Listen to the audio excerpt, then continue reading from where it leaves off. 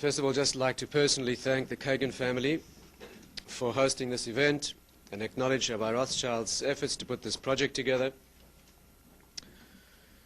The suggestion was that we speak a little bit about the problem of ordeals, crisis, the Jewish approach, the Torah approach, or understanding of these things. And perhaps the best way to approach it is to understand the depths of the subject of laughter. Let's see if we can try and build together a deep understanding of the correct understanding of this issue and how it connects and leads us into a deeper understanding of ordeal, crisis. First tool in being able to cope with these things is an understanding of what they mean. We may discover together that the Jewish subject of laughter is not that funny. There's a depth to it which is very serious.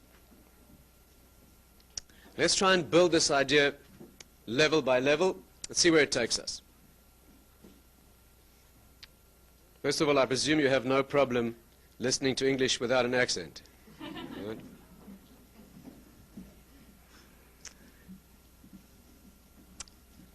How do we approach an issue like laughter? Let's look at some of the deepest currents of thinking that are available to us in Torah thought and see if we can find or discover tools together to get to this subject. Now, we'll need a few minutes of introduction in order to build the tool that we'll need. We have an axiom which states as follows. Every experience that we go through, we want to study laughter this evening. Every experience that we go through, that we have, is a projection of something deeper. That's the first thing to understand. We have a conception that the physical world is a projection of the light of a deeper world. And just like light projected on a screen tells you about the source of that light, even though you may not be able to see it, we can learn about the spiritual world, and we can only learn about the spiritual world through an analysis of the physical.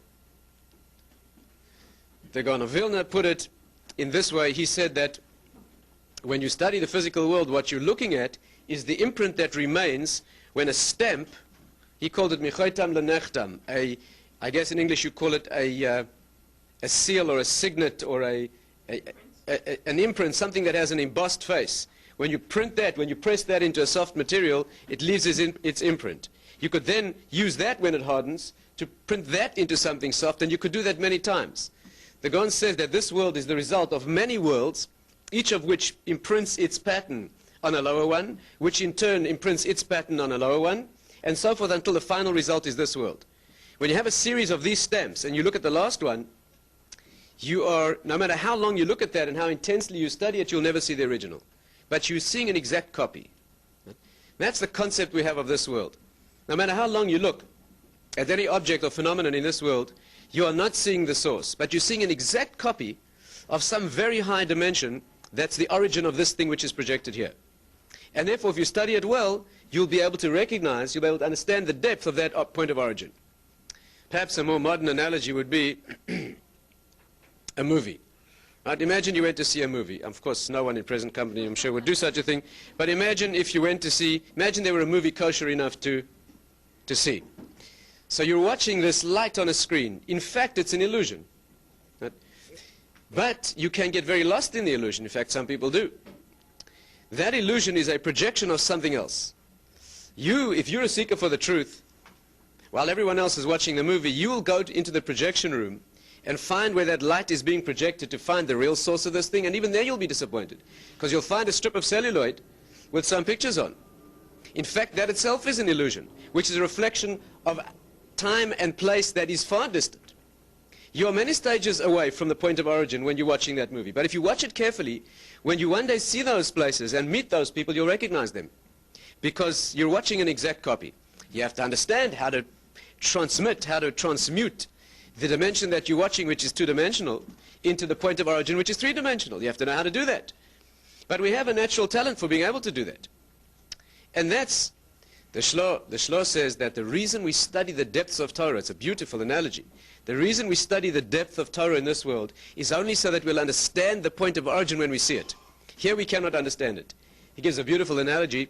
He says, if you imagine a group of people shipwrecked on a desert island, and on that island a child is born, and the child is one day taken aside, one of the parents, one of the adults takes a child aside and says, I'm going to teach you aleph base.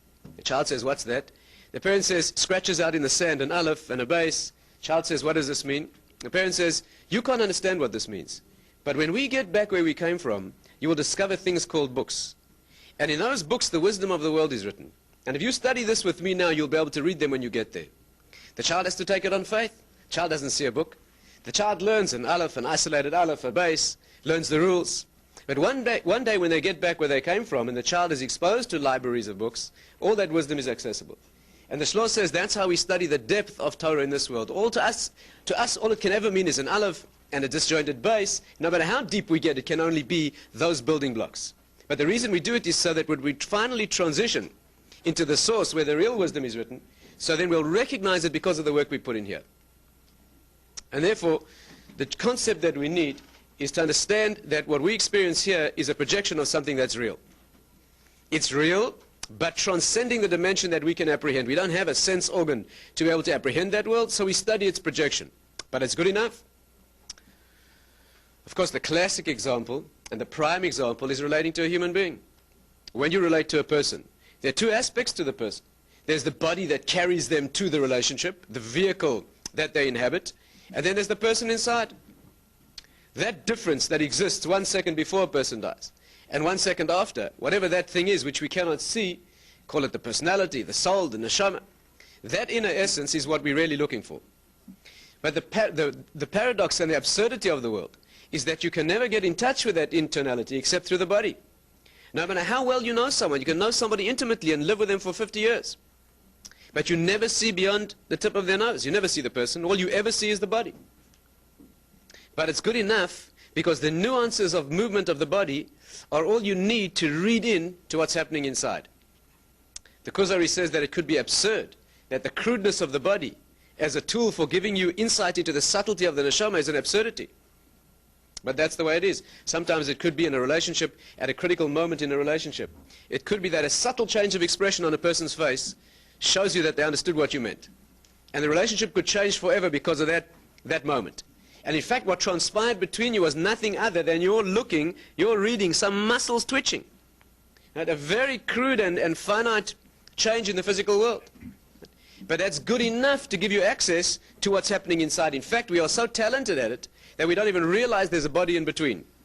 When we relate to a person and we hear the words that they speak or the movements of their body or the expressions of their face, we don't even realize that there's a body in between. We have such a natural skill of being able to translate it into what's happening inside that what happens is the relationship. We have to learn that everything in the world is only a bodily image which is moving, and its nuances of movement are showing us a depth that we need to sensitize ourselves to be able to translate.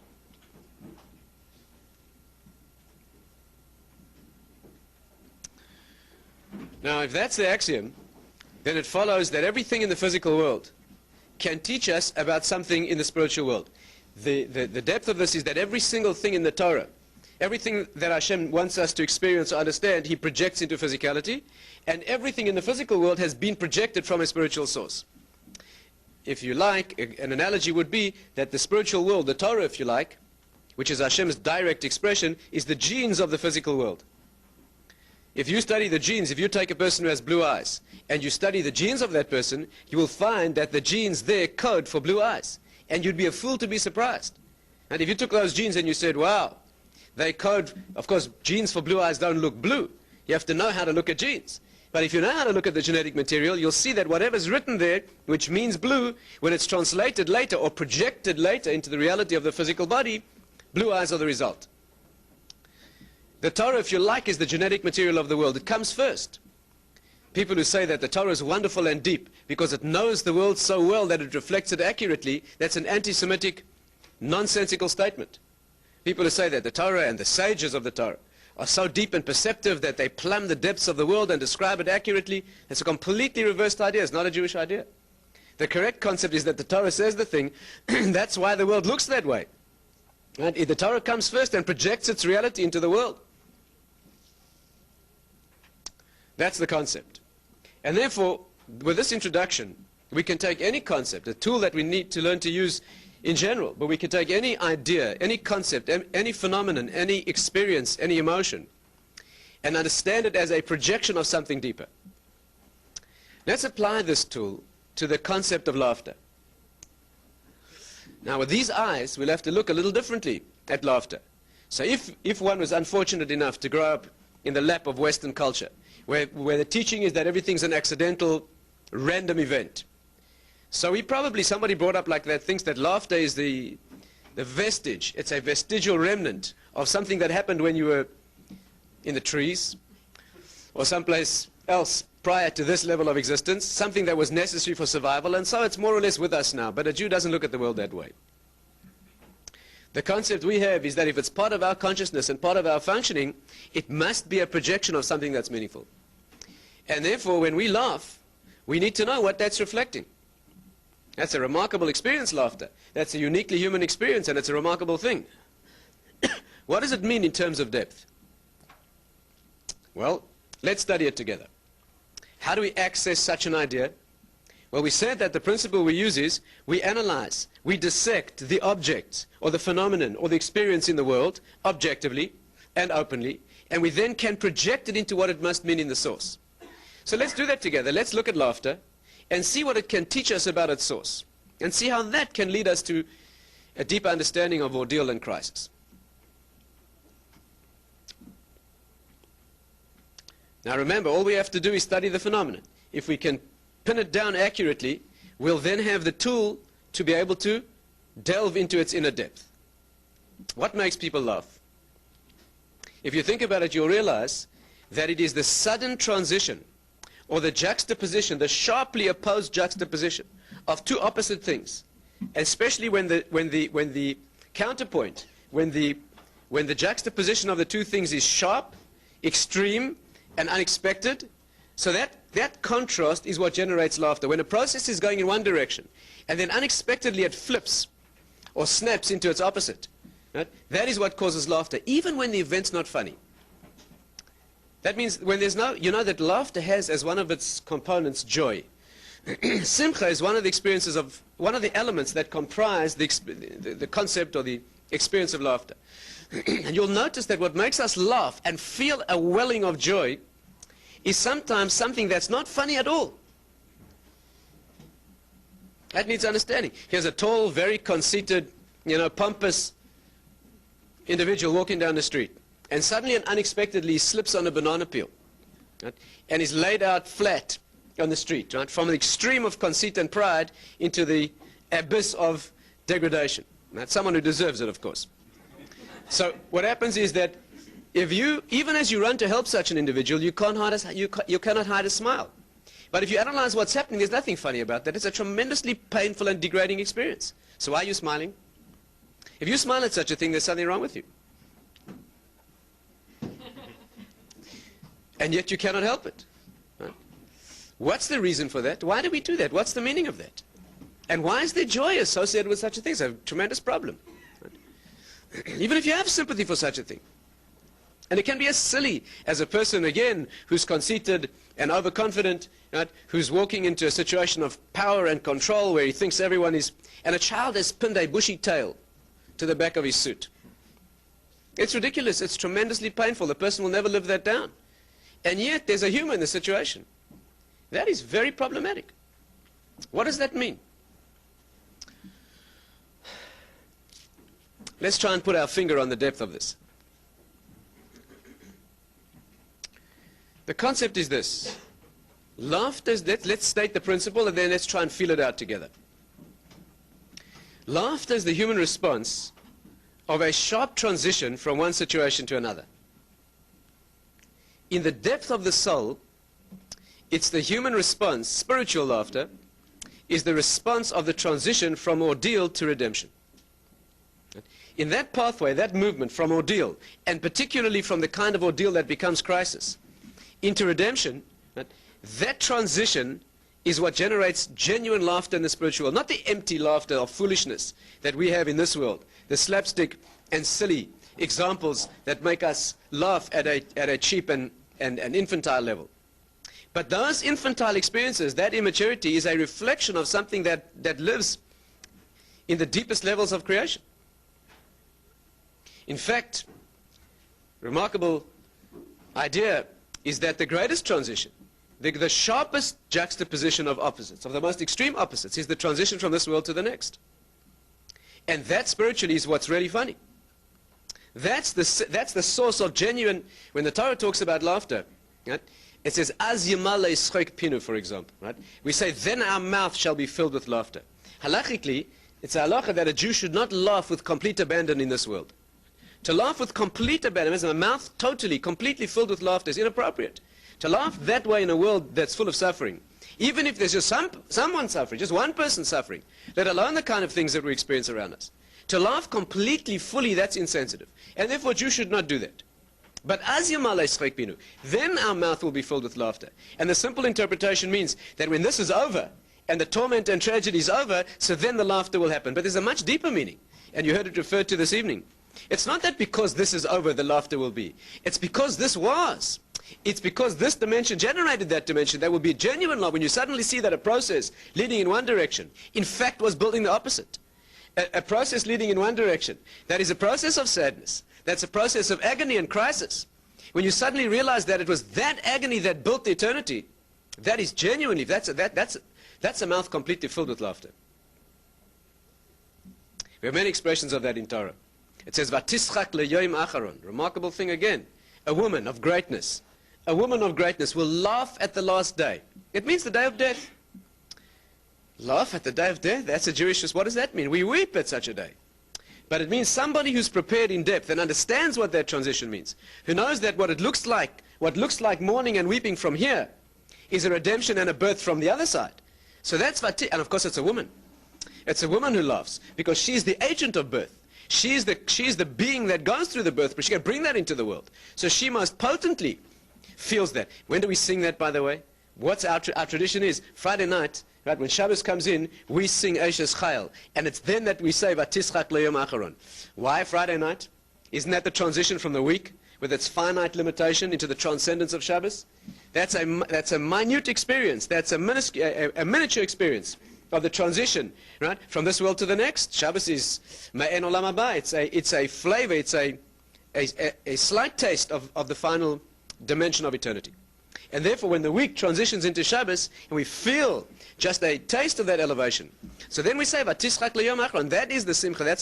That is the depth of laughter. You know, in the deeper sources, the way this is usually referred to is that usually the description is of the mother. When the mother's going through the birth process, it doesn't look funny at all. It doesn't look happy at all. It doesn't look like a life-giving experience at all. If you stumbled into a room where a woman was giving birth, you wouldn't be amused. She's not amused, and you wouldn't be amused. If you weren't prepared for it, you would be struck. You would be horrified. And in fact, what's happening there is that the difficulty and the apparent negativity and what looks in every way like a death experience is bringing life to the world. And it's the pain of the experience that is bringing the life to the world. Right? The paradox of that experience is, despite its difficulty and pain, when that experience is complete, the mother wouldn't give up any of that pain. When the pain is over, she relishes every moment of pain. Why? Because it's that pain that brought this life into the world. That's the process. In fact, there's an even more remarkable aspect of that process. You hear in this discussion, of course, not only the process of human birth, you hear in this discussion the final redemption. It's why we refer to the Messianic Advent as being birth pangs, birth pains, because the world then will go through tremendous ordeal and crisis, and it will be the crisis and ordeal itself that gives rise to the final redemption, revelation, transition. Right? Not that the crisis has to be over before we can get there. The crisis has to be so that we can get there. It doesn't look that way from here. And some of the predictions of the Messianic transition are awesome and frightening. But we understand that it will be necessary in order to generate what has to be generated.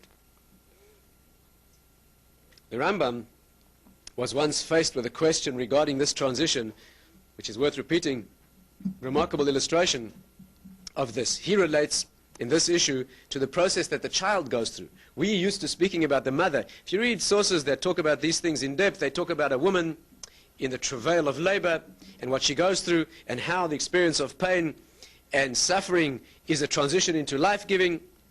But it's remarkable to consider the child who's going through that process as well. Let me share with you what the Rambam says about this. The Rambam was once faced by a group of philosophers who followed the Greek tradition, and they asked him the following question. They said this: you Jews are wicked because you teach that death leads to life, and we see that life leads to death. So why do you foist upon the world this redemption concept, this messianic concept, this concept that crisis leads to redemption, that death leads to life? We don't see that. When we study the world, we see that everything that lives disintegrates, winds down, and finally dies. So how do you come and tell us that the process of disintegration and death in fact leads to life? But you have to understand the depth of this question is that they were asking a question based on the axioms that we use. Right? They were saying, you teach us that we have to look at the world and learn from it. That's what we said this evening. You teach us, you Jews teach us, that we look at the physical expression and we interpret that and we project it back to its source. So let's do that. Let's look at the world. When we look at the world, we see that life leads to death. We're using the tools that you've taught us. So how can you come along and say death leads to life? That's a good question. That's a good question. So the Rambam answered as follows. It's a classic exposition of this. It's worth remembering. The Rambam says this. The Rambam, of course, was a physician, knew it firsthand, not only from his Torah knowledge. He describes, in answer to this question, the process of transition that the fetus goes through when it's born. You know, the Gemara says that when a child is born, what's closed opens, and what's open closes. You know that, I'm paraphrasing, I'm going to just give a little bit more anatomical detail here to the Rambam's exposition. But you know that a fetus who's unborn has features of its anatomy and physiology which are the opposite of a child who is, of an adult, of someone who lives in the world. I'm sure you're aware of that. The circulation, the blood circulation of the unborn child is not at all like the circulation of the adult. And the adult circulation is not at all. Not only that, but they're opposite. They're not just different, they're opposite. What's life for that one would be death for this one, and vice versa. An unborn child, the physicians present will forgive me for this description, but the unborn child, you know, its lungs are completely contracted. Right? And no blood goes to those lungs. The blood supply that should feed the lungs is bypassed. The lungs are bypassed by a major blood vessel which takes all the blood away from the lungs. The child has a hole in his heart. He has blood pouring out of his umbilicus, major blood vessels pouring blood into the placental circulation. He has a completely different structure to his anatomy and his physiology, his blood flow, than does an adult. But not only that, the details that the child has there would be lethal if a person in this world had it. If anyone in this world were bleeding out of his umbilicus at the rate that the child is, or living underwater like the child does, or had lungs that were completely collapsed, or blood flow flowing away from the lungs, he wouldn't be able to survive. And on the converse, if a child in the womb had one of the features that we have here, it would kill the child there. So the child's living in a situation that's exactly the opposite to what the child needs here. Right? And then with that child living in that situation of perfectly adapted to its environment, it begins to be born. But that's an inevitable death process. The Gesher HaChaim, classic work on transition from this world to the next, uses the birth of a child exactly in this fashion. He talks about two twins in the womb and how they have an idyllic, almost genuinely transcendent experience in the womb. And he describes the experience of the one twin being born and how the other one mourns. Because the other twin knows that the birth process must end in death. This child is being thrust out into a world where there's nothing that it needs to survive. There's no way that it could survive, and the child mourns. But unbeknown to that child in the womb, what happens to the child who's born? You know what happens? I can tell you firsthand, it's a remarkable thing. You should try it sometime. When you hold a newborn child in your hands, you know what happens? The first thing that happens is the child begins to die. Child goes blue, purple, and it must, because it has everything that it needs to kill it, and nothing that it needs for it to survive. And as you hold that child in your hands, within seconds, within 2 minutes, 3 minutes, all those things in exact concert reverse themselves. Remarkable thing. You hold the umbilical cord in your hand, and it's pulsating with blood flow. And you know the blood is being pulsated, pressure at great pressure, pushed out into the world. You know how much blood a newborn child has? Enough to fill this mug. That's all. That's the entire blood volume of a newborn child, and it's being pumped out at a rapid rate. That's a manifestation of crisis. And as you hold that umbilical cord in your hand, you feel a muscular contraction, the cord clamps down and stops bleeding. At exactly the same moment that that's happening, this blood vessel that takes all the blood flow away from the lungs suddenly clamps down. At that, the blood is forced into the pulmonary circulation, to the lungs. As the blood hits the lungs, they pop open. At that moment, the child takes its first breath. And 2 minutes later, the child's doing just fine, perfectly adapted to this world. That must have taken a good few million years to happen by accident. But you may be sure. But anyone who thinks that's accidental needs their head read. A Jew doesn't look at the world that way. That's a remarkable concept of events that are happening that cause a transition from one situation to its exact extreme opposite. Remarkable thing. But that's what it is. It's a transition from a sure end into the beginning of something that's much greater than what came before. And that is the depth of the concept of laughter. A woman who's prepared for that and understands what that means, somebody who has enough emunah, enough depth, they could laugh at that process. It takes a tremendous level to be able to laugh even while it's happening. The usual process is that it's all we can do to cope with it while it's happening. A woman in labor is not laughing. But if she's prepared and knows what it means, she can draw such tremendous strength from the knowledge of what's happening here that it becomes a completely different experience. And that is our approach. That is the tool that we use. And our approach to the idea of laughter. It is the manifestation of joy and surprise at the experience of transition from one thing to its exact opposite, from ordeal to redemption, from ordeal through crisis into redemption, which is so often the pathway. That's the idea that we need to know. Let's take this idea and apply it, allow me to apply it to the experience of ordeal, crisis, which is what we're discussing this evening. Let's build it on a model of a Torah event, a Torah series of events, which are the prototype, if you like, or the model on which we build this idea. You know that on a national level, our redemption is the process, as we said, of a messianic pain of exile into a situation of redemption.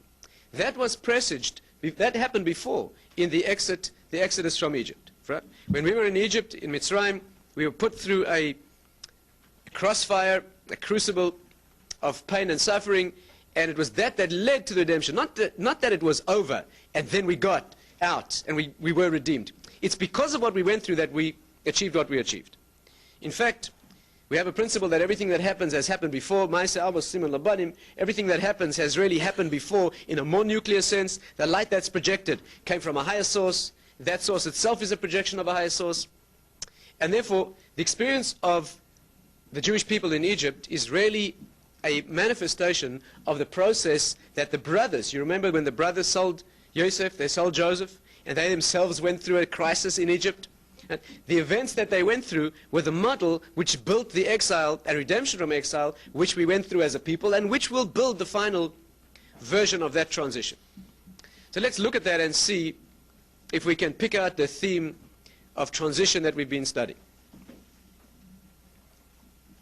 You know that while we go through this discussion, you should keep in mind the process of individual torment and ordeal. What are the elements? What are some of the elements? Anyone who's lived and been through ordeals knows that some ordeals have some universal characteristics. Very often an ordeal has the characteristic of being unintelligible. Why is this happening to me, and why me? There's so many elements in an ordeal, very often, that are so strange and seemingly uninterpretable. Why am I going through this thing? What does this mean? This doesn't fit at all. And the depth of the ordeal, very often, is because it doesn't seem to make sense. In fact, many times in the depth of a trial, a person feels that if only they knew that they had to go through this, and that it has to be me, and that I need every detail. I'd have the strength to go through. That's not the problem. It's not the courage to be able to go through this thing. It's the doubt about what this thing means, and whether I'm the right.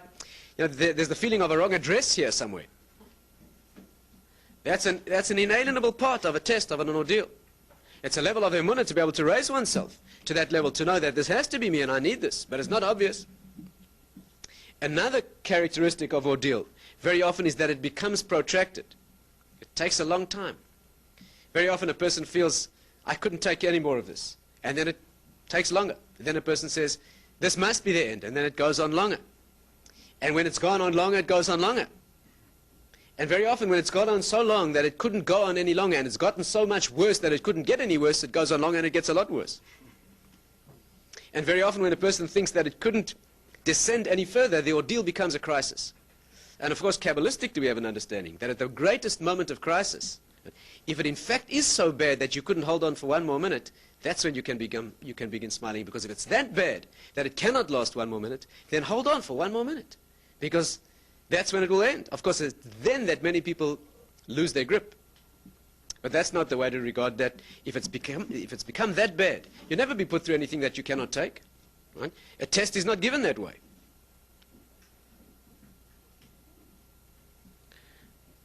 And what happens when the final redemption occurs? Very often it's unexpected. It's from an unexpected source, at an unexpected moment. It seems impossible. Let's try and follow one experience of ordeal, which is the Jewish experience of ordeal. Let's spend just a few minutes together and study the process in order to learn the ideas in action, the ideas that we've been studying in application. All I wish to do with you is just share a simple insight into a process in Chumash. Let's just learn a little bit of Chumash, a little bit of Sefer Bereshis together, and see how we see these ideas in action. I will describe to you the process that the brothers went through, but you should keep in mind personal ordeal and personal crisis on a parallel track at the same time. What happened to the brothers? They sold Yosef, right? They made a mistake. What happened then? Tragedy descended upon them. And when they came back to their father, when they came back to Yaakov, and he understood that Yosef was no longer alive, he entered a phase of mourning so intense that he lost his prophetic insight. And that lasted for a long time. You know how long that lasted? 22 years it was before they saw their brother again. Right? I don't know how they survived that ordeal. And not only was it a protracted ordeal where they had done that to their father, but the consciousness that they had was that they destroyed the world. You know that Yosef was a key in the transition to the Messianic phase. We have a concept of Mashiach ben Yosef, who will bring in the Mashiach ben David in some way. And Yaakov Avinu needed Yosef. His relationship to him was such that the process involved Yosef being a key in the final redemption. And they had just eliminated that. And when they saw the depth of despair that their father went through, that he was completely disconnected from the spiritual world, in a sense they had terminated his life, they became aware that they terminated the future of the world. The world is here for the Jewish people to manifest as a people, that those 12 sons should bring tribes into existence, those should form the Jewish people should bring the Torah to the world, and that should bring be the agency of the final redemption. And their consciousness was that they had destroyed that. And talk about ordeal, talk about guilt and oppression and a sense of failure. Right? And the proof that they were wrong was that it did not get better. It continued and continued, and it got worse. Not only that, but you know the commentaries say that when Yaakov Avinu was mourning and the brothers watched him mourn, they watched a man mourn with the intensity of the first shock of a loss. You know, normally the process of mourning, Le'aleinu, is a process that gets lighter as time goes by. You know, the simple psychological understanding of that is that the reason that the mourning is alleviated, or that the mourning lightens as time goes by, is because one becomes used to the situation, or because memory becomes jaded, memory fades. But there's a deep understanding in some of the deepest Torah sources that states that the reason that mourning becomes lighter with time is because the one who's mourning is spiritually connected to the one who has departed. And the one who's left this world is going through certain spiritual transitions, tikkunim, deep ideas that we don't grasp fully, but that neshama is going through certain phases of elevation. And there's pain in those transitions. But as the neshama goes through those phases and is elevated from stage to stage, the person who's spiritually connected to them, who's obliged to mourn, the one who has a soul connection, a relative, from the same original spark, is going through those changes in sympathy. You know, there are commentaries that say that when a person refuses to mourn, it's a cruelty. Because you have the opportunity to journey with that neshama and to alleviate some of the pain of the transitions that it's going through. And therefore, when that neshama goes through its changes, and the one who's left behind mourns, so it's journeying together with that neshama and bearing some of the load, and it's also living in concert or in tandem with what that soul is experiencing. And because that neshama is going through higher and higher stages, the one who's left behind is lifted out of mourning in a corresponding set of stages. But Yosef wasn't going through those changes. Yosef had not died. And in the spiritual world, he was not going through those changes. So Yaakov Avinu was left with the shock of his initial consciousness of having lost his son. And he was not given the gift of being lifted through those stages. So he mourned in the acute stage of mourning for 22 years. It was inconsolable. What happened after the brothers were put through that? After it lasted longer and longer and longer, and they had to deal with living in a world that they had the awareness that they destroyed, that they had curtailed and brought to. So like ordeal often does, ordeal descended into crisis. They began starving. There was a famine. I'm sure you remember the story. I don't have to remind you of the details of the process, but there was a famine, and they were starving. So what happens? They go down to Mitzrayim, to Egypt, to buy food. They leave Binyamin behind because Yaakov cannot separate himself from Benjamin, another son of Rachel Imenu. The loss of one has been almost too much for him to bear, so he keeps the other one with him. And the brothers go down to Mitzrayim and they want to buy food, and they begin a strange torture. A strange individual begins tormenting them in ways that cannot be understood. You're spies and I don't believe you, and they know immediately that it's because of what they've done. That they knew. But why the process was happening and why these details, they're on their way home, they find their money returned, that doesn't make any sense. They put through all the steps of ordeal and crisis. But this is the way to learn Chumash, right? We're just simply here going through a simple exercise in understanding the simple level of the meaning of a sequence of events in Chumash. What happens? Finally, Yosef, their brother, unknown to them, says to them, I want you to verify your story. Go back to your land and bring back the young brother you spoke of. And you'll leave a hostage with me. Keep Shimon. The brothers go back. And the crisis is deepening. And the confusion is deepening. They go back to their father. They tell him that we have to leave Shimon behind. He wants us to send Binyamin. Yaakov cannot part from Binyamin. It's a life and death matter for him to part with Binyamin. If anything would happen to the child, he wouldn't survive. But finally, the crossfire of an ordeal is always built in such a way that there's no way out. If you had an option and a way out, it wouldn't be the crisis that it is. But they finally get squeezed into a corner where there is no way out. They're starving to death. And one way or another, they're not going to survive.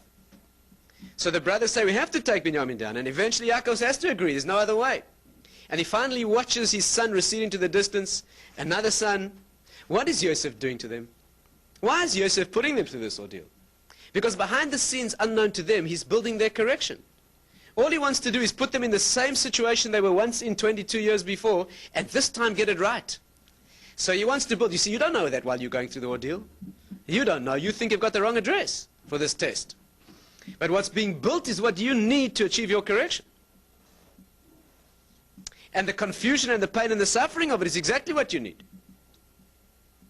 And finally what happens? Yosef wants to get them in a situation where he incriminates Binyamin, and there's evidence that the boys let them down, that it's he and it's his fault, and he wants them to turn on him with a tremendous temptation to beat him down and drop him, just like they dropped his brother all those years before, and this time against all odds, and in the face of all logic, to stand by him.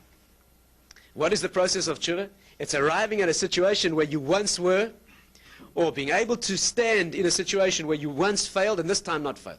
The Rambam says that's a definition of tshuva. To be able to deal, you should not go into such a situation, but to be able to deal with a situation that you once got wrong, and this time get it right. And Yosef is inexorably building that experience. He's going to put them into the same trap, and this time, and they're big stakes. The stakes are the correction of their neshamas. The stakes are the future of the Jewish people and the future of the world. We're talking about the most massive stakes imaginable. And what happens? They go down to Mitzrayim, they go down to Egypt. And what happens? You know that one of the elements of ordeal, we omitted to mention it before, but again, a person who has been through these experiences in life will know. One of the classic components of an ordeal is that there's an illusion of redemption. You know that we have a tradition that in the messianic process there will be a false messianic experience. It's an inevitable and integral part of the experience. Right? There's an illusion of redemption, and then the real crash occurs. It takes tremendous strength to go through these things. What happens? Isn't that what happens? They go down to Mitzrayim, they verify their story. Yosef says to them, fine, I see you telling the truth. He gives them all the food they need, and they all go back. They're all on their way home. A tremendous uplift. Things are going to be fine. And as they're about to cross the border, they're on their way back to their father. Hoofbeats behind them. They turn around. They're being overtaken. There's an accusation that they've stolen Yosef's cup. And in whose sack is it going to be found? Yosef wants to put them in a situation where they have everything they need to turn on him and drop him. And of course, what he's trying to build is an experience where they'll be faced with that opportunity, and this time they won't. And what happens? That's what they do. With every reason in the world to turn on him, they stand by him. They go back to Egypt, and then they face the prospect of complete oblivion. The Sfas Emes says that all that faced them at that critical moment when they faced Yosef again was two options of total oblivion. What could they do? The one option was Yosef said to them, look, leave Binyamin here, he's the culprit, and go home to your father. So if they would have gone home to their father, all the Mefarshim say that if Yaakov would have just counted them in the distance and seen that Binyamin was not with them, he would have died of grief on the spot. Kill Yaakov Avinu, kill Yisrael. That's kill the Jewish people at heart, in essence. What was the other option? To become mass murderers. Mass murderers, to destroy the entire known culture of the time, which was Egypt. In fact, Yehuda, as the leader of the Jewish people, turned to his brothers, and he said to them, if we're forced into this, this is what we'll do. You each take one city and wipe it out. I'll take 3 and destroy them. We'll lay Egypt waste, become mass murderers on an unprecedented scale, destroy the world, and we'll exit the ruins of this destroyed world with that. Can you imagine those options? So with those two options of destruction facing them, right, and no way out, and with a clear consciousness that this is what we deserve, right, Yehuda steps forward and he says to Yosef, in paraphrase, I don't know what this means, and I don't understand the confusion that's going on here, but I know I'm responsible. And I promised my father to bring him back, and therefore, take me. Right? The ultimate yielding of the ego, the ultimate statement of responsibility. Right? Instead, the circle has finally been closed. Instead of dropping the one who has evidence that he deserves to be dropped. Right? At that moment of crisis, Yehuda, representing the Jewish people, leadership of the Jews, steps forward and says, take me. And at that moment of crisis and death and oblivion, right, which hung in, they heard the words, Ani Yosef. Imagine what those words meant. I'm Joseph. At which moment? Impossible moment. The moment of complete, the brink and beyond of oblivion. And from where? From the source of the problem. From the source of the torture, right, is the announcement of the redemption. Right? That the source of the, you know what the Chumash is telling you? That it's the ordeal that is your redemption. It doesn't come from someplace else and you breathe a sigh of relief that the thing's over. It is the experience that's the redemption. You know that we have a concept that the next world, transition from this world to the next. In the next world, the Kabbalistic description of the next world is that it's a place of trees. You know, we talk about Gan Eden, a place of trees, should not be understood in a childish fashion. But whatever those trees mean, you know, the word eitz in Hebrew, tree, is the root etzem, which means that it's a place of intrinsic, etzem means actuality, or deep reality. Gan Eden means a place of essence, of essential intrinsic existence. That's what the trees mean over there. But those trees, the tradition we have says that in that world, tama eitz, ketama pri, that the tree tastes the same as the fruit. What does that mean? It means that you can walk up to a tree and the tree is edible.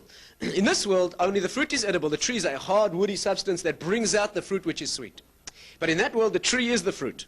What does that mean? But the concept is this. The process of generating fruit is a process, the tree brings out the fruit. The tree itself is not edible, it's not sweet at all. It's a hard process that takes a long time, which brings finally to the tachlis, it brings the fruit about. But in the next world, the concept of the next world is not getting to a place where Baruch Hashem, the ordeal's over. You breathe a sigh of relief that it's over. It's the ordeal that is the meat and it is the essence of the redemption. In that world you see that it's the tree itself that is the fruit. It's not that which brought it out. In this world it looks that way. But when you get there, and at that moment of revelation, you would not give up any moment of suffering for the world. And particularly your moments of greatest suffering, because it's those that built you. And it's those that are the intrinsic and essential features of what you are now. You know, when those boys heard Ani Yosef, and suddenly in one instant they realized and understood the whole process they'd been through, you think they would have given any of it up? They now began to cherish and relish every moment of confusion and every moment of agony, and the fact that it was so protracted. And every detail of the suffering they'd just been through just became their source of pleasure. Right? They suddenly realized that a process that looked like destruction was really the building of their perfection. That is funny. That is humorous. That is what genuine laughter comprises. Of course, you'll realize they weren't laughing. They didn't laugh when that happened. They didn't laugh. They were so shocked by the revelation they couldn't move. Yosef had to speak to them in Lashon Kodesh, in Hebrew. He had to embrace them. He had to bring them proofs of who he... They were so shocked by that transition that they could hardly stand it. And this is the part that's not so funny. What does that mean? I mean, isn't that funny? If you'd been standing there on the side and you'd been seeing these boys go through year after year of their lives with an awareness of destruction deepening and deepening, and finally you have revealed to them in one instant that everything they'd been going through was exactly the opposite of what they understood. Isn't that funny? But they weren't laughing. And the reason is because when that person falls flat in tremendous disgrace, in exact reflection, opposite of what he was before, it's funny if you're watching, but it's not funny if it's happening to you. And the humor is if you're standing on the sidelines and watching. When you're going through that transition, it's not funny, it's only painful. The one who runs to help such a person who's gone through such an indignity, right, in cosmic form, right, and one who's gone through it in almost slapstick fashion, right, who's become the butt of a pathetic joke. Right, the onlookers are laughing, but the one who's experienced is not laughing at all. And the pain of that transition is enormous. You know that those brothers who went through that transition were men who had only made one mistake in their lives, more or less. And that had just been corrected, and they were so struck by the shock that they couldn't laugh at all. What will we feel like? And that's the reason that we try to live upside down in this world. We don't mind if they laugh at us now. We'd rather go through that than be laughed at when the thing turns inside out. And the art of living as a Jew, and the skill of living as a Jew, is to live inside out here. The world thinks it's funny, that's fine. Because when the world's turned inside out, and we turn out to be the right way up, so that will be a moment of laughter. Then our mouth shall be filled with laughter, but not now. And therefore, that is the application of this idea. We can finish by just noting, let's just note this on the level of the Jewish people. We are named for laughter.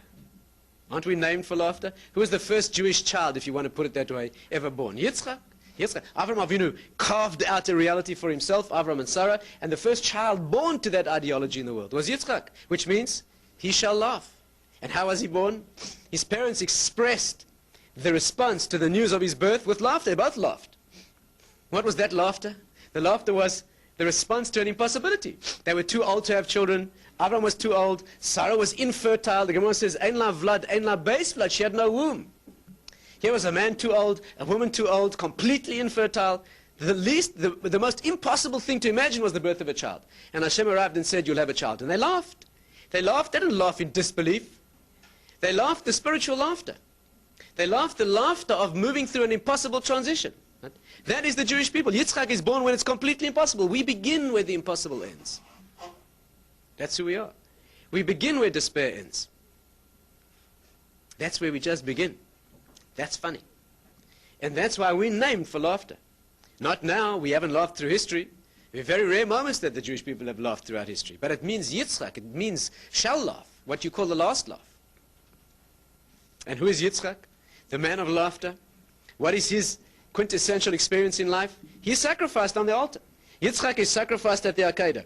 Avram Avinu takes a knife, and he brings the knife down, and you know what happens? Yitzchak gets up off the altar and walks away to get married. You know the next event in Chumash after the Akedah? Yitzchak gets married. And what's left behind him on the Mizbeach? Efro shel Yitzchak munach lefonai. The ashes of Yitzchak remain piled on the altar. He was burnt. Right? He was burnt. When that impossible event happens, when that impossible transition from death to life occurs, the impossible result occurs. The Jewish people become a people who can walk away throughout life as human beings and yet have transitioned into a state of transcendence. That's who we are. We live in this world physically, and yet we've been completely burnt as a transcendent offering that projects us into the next. You know, the Arizal says that the word Yitzchak, if you take the word Yitzchak simply, the letters spell Kates Chai. Death in life. The redemption in the oppression. That's what Yitzchak means. The one who can live in this world already sensing the dimension of redemption. That's who Yitzchak is. And that's who we are. And therefore, that's the meaning of laughter. Does not mean the emptiness and the infantile laughter of a generation that is insensitive to pain and suffering and tries to escape it by some or other form of drunkenness and forgetfulness. That's not our concept of laughter. Our concept of laughter is vatischak leyom achron, a woman of depth who understands what birth is, understands what it means to give life, understands what it means to go through the pain that is the pain that generates life. She's the one who has to teach the message of Az Yamale Eschek Pinu, then our mouth shall be filled with laughter. And it's this concept that should take us, and all those among the Jewish people and the world at large who are suffering and going through agonies, should be able to take us through one day after another, lead us in the next week, few days into Purim, which is exactly that experience of laughter. It's the experience of coming out from behind the mask into the opposite, into the revelation of an opposite, that a moment of destruction, of universal destruction for the Jewish people, it flips and snaps unexpectedly and impossibly into a moment of redemption. And it's the ordeal and the trial and tribulation that Jewish people are put through, which is what generates the depth that causes the merit of the redemption. That's exactly what Purim is. Pesach is that experience. Pesach happens in the spring where the transition is revealed. Purim happens in the winter where it's hidden. But both dimensions of redemption are dimensions of being brought out from an oppression and a suffering and it's almost certain, appearing certain death experience into an experience of redemption. And that is what we have to become. The Jewish people has to become the woman who is able to bring birth to the world. Az Yamale Eschek Pinu, then our mouth shall be filled with laughter. And if we can generate that depth, and if we can learn, as a woman does, to go through the pain that does not look like a birth experience, in order to bring genuine birth into the world, then we can say, Vatischak leyom achar.